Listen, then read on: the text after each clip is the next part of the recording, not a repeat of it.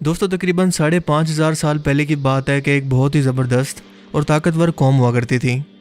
یہ لوگ سائنسی ترقی اور ٹیکنالوجی کے لحاظ سے ترقیوں کی معراج پر تھے، یعنی کہ پوری دنیا سے سب سے زیادہ ایڈوانس اور جدید ترین یہی لوگ تھے۔ یہ لوگ پہاڑوں کو اس خوبصورت طریقے سے تراش کر مضبوط ترین محلات اور تعمیرات کیا کرتے تھے کہ آج کے سائنسدان بھی ان کی عقل و دانش پر حیران ہوئے بغیر نہیں رہ سکتے۔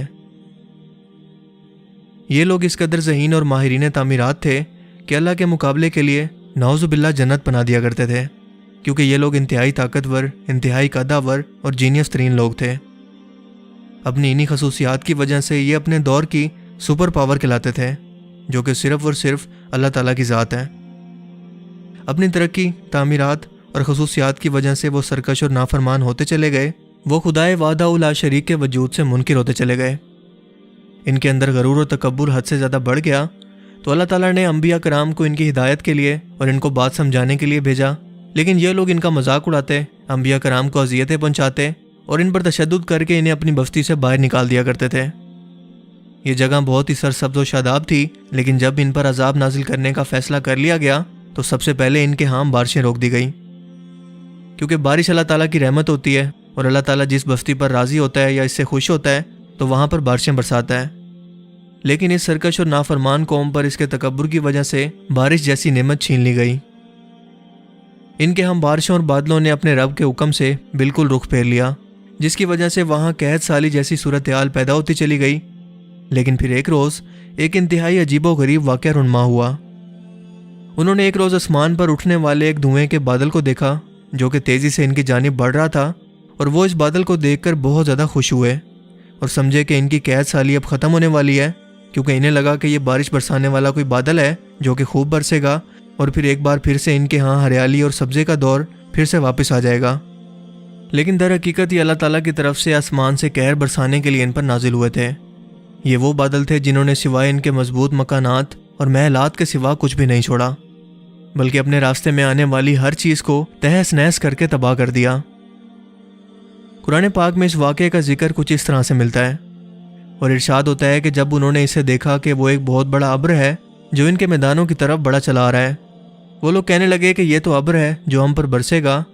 نہیں بلکہ یہ وہی ہے جسے تم بہت جلدی چاہتے تھے، یعنی آندھی جس میں دردناک عذاب ہے۔ وہ اپنے رب کے حکم سے ہر ایک چیز کو برباد کر دے گی۔ بس وہ صبح کو ایسے ہو گئے کہ سوائے ان کے گھروں کے سوا کچھ بھی نظر نہیں آتا تھا، اور ہم اسی طرح سے مجرموں کو سزا دیا کرتے ہیں۔ یعنی کہ یہ ایک ایسی تیز رفتار آندھی تھی جو کہ تابکاری یا ریڈیشن کے اثرات سے بھری ہوئی تھی، جس نے ہزاروں سال گزرنے کے بعد بھی آج تک اس زمین کے خطہ کو آباد نہیں ہونے دیا۔ اس ہوا نے یہاں پر کسی بھی زندہ چیز اور اپنے پیچھے نہ تو کسی سبزے کو چھوڑا۔ یہ ہوا جہاں جہاں سے گزرتی تھی انسانوں کے جسموں سے گوشت کو اتار کر صرف ہڈیوں کا پنجرا رہنے دیتی۔ جیسے کہ آپ جانتے ہیں کہ ایٹمی حملے کے بعد بھی انسانوں کے جسم کا گوشت پگھل کر ایک بھاپ کے اندر بدل جاتا ہے۔ وہ ایک ایسی بانجھ کر دینے والی ہوا تھی جیسے تابکاری یا اٹامک ریڈیشن کسی جگہ کی زمین کے اندر تک اثر کر کے اس کو بانجھ کر دیتی ہے، یعنی کہ اس زمین پر دوبارہ کوئی سبزہ نہیں اگ سکتا۔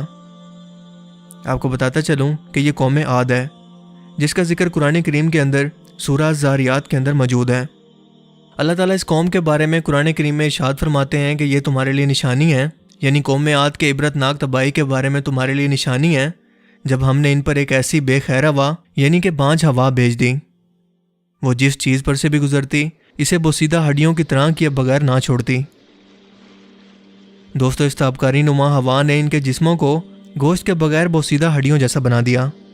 ان کا سب کچھ مٹ گیا، نہ وہ باغات رہے، نہ سبزہ، بلکہ ہر طرف اڑتی ہوئی ریت اور انسانی ڈھانچے ہی رہ گئے۔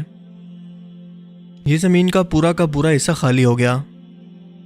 آج بھی یہاں دور دور تک صرف اڑتی ہوئی ریت نظر آتی ہے، اور آج کے زمانے میں بھی اس خطے کو ربیع خالی کے نام سے ہی عرب کے لوگ پکارا کرتے ہیں۔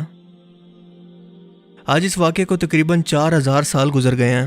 ایک روز اسی علاقے سے دنیا کے بہترین انسانوں کا ایک لشکر گزرا، جس کی قیادت کائنات کے سب سے بہترین انسان حضرت محمد صلی اللہ علیہ وآلہ وسلم کر رہے تھے۔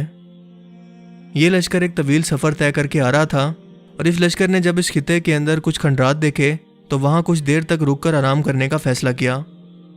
جب اس لشکر نے کنویں سے پانی لیا تو وہاں موجود کچھ خشک لکڑیوں کو بھی اٹھا لیا اور ان کو جلا کر روٹی اور سالن تیار کرنے لگے۔ جب دو جہاں کے سردار حضرت محمد صلی اللہ علیہ وآلہ وسلم اور لشکر کے قائد کو اس کے بارے میں علم ہوا تو انہوں نے اپنے ساتھیوں کو حکم دیا کہ کنوؤں سے نکالا ہوا پانی اور پکائی ہوئی روٹیاں اور تیار شدہ سالن کو ضائع کر دو، اور اس میں سے کچھ بھی نہ کھاؤ اور نہ پیو، بلکہ جتنی جلدی ہو سکے یہاں سے آگے نکل جاؤ، ورنہ تم سب پر بھی عذاب آ سکتا ہے، کیونکہ یہاں پر ایک ایسی قوم کو عذاب دیا گیا ہے جو کہ سرکش اور نافرمان تھی، لہٰذا یہاں پر کسی بھی چیز کو استعمال مت کرنا۔ یہ کھانا جو ایک بہت بڑے لشکر کے لیے تیار کیا گیا تھا اور بہت زیادہ مقدار میں تھا، لیکن آپ صلی اللہ علیہ وآلہ وسلم کے حکم پر سارے کا سارا کھانا ضائع کر دیا گیا۔ یہ آپ کا علم تھا جو کہ اللہ تعالیٰ نے آپ کو عطا کیا تھا کہ آپ نے اس جگہ پر نہ نظر آنے والی وبا یا بلا کا پتہ لگا لیا جو کہ انسانوں کے لیے مہلک تھی۔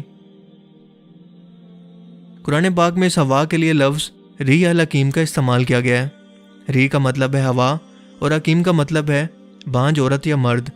یا پھر یہ بانجھ زمین کو بھی کہتے ہیں۔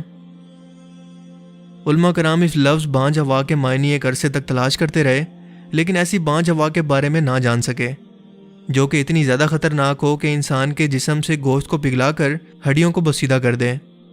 اور اس جگہ پر موجود ہر چیز کو ایسے بانجھ کر دے کہ وہاں ہزاروں سال بعد بھی کوئی چیز نہ تو پیدا ہو سکے اور نہ وہاں پر کوئی انسان رہ سکے۔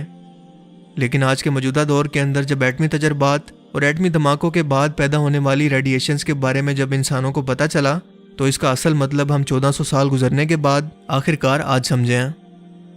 جس کے بعد قرآن کریم کی اس آیت کا مفہوم واضح ہو گیا کہ ایک ایسا بادل جو انتہائی تیز رفتاری سے آگے کی جانب بڑھتا ہے اور پھر پلک جھپکتے ہی اتنی تیزی سے تباہی مچا سکتا ہے کہ کسی بھی انسان کو سنبھلنے کا موقع ہی نہ ملے، اور اس کے بعد ایک ایسی بانجھ ہوا پیدا ہو جو سب کچھ ختم کر کے ہزاروں سالوں تک وہاں کچھ بھی پیدا تک نہ ہونے دے۔